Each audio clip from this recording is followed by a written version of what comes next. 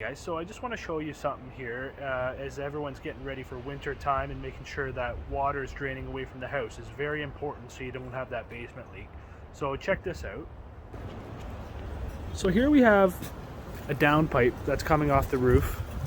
When that water comes down, it drains here and it drains to this black corrugated pipe. It goes underground.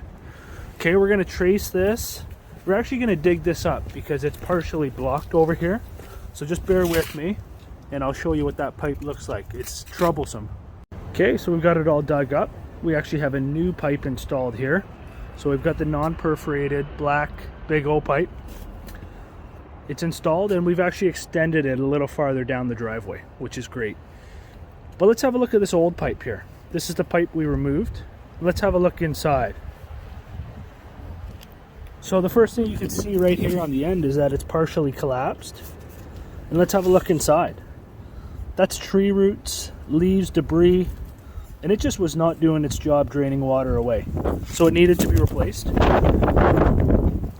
So this is just a reminder, if you're gonna have these pipes underground the way that this is, it's servicing a good purpose. It's keeping the ice off the pathway up on this corner of the house. But if you're going to have it, just remember this needs to be inspected every year or two, because if it gets blocked up, you're going to have potential basement leakage.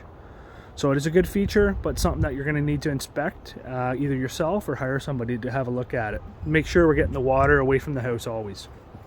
Okay guys, have a great day and thanks for watching.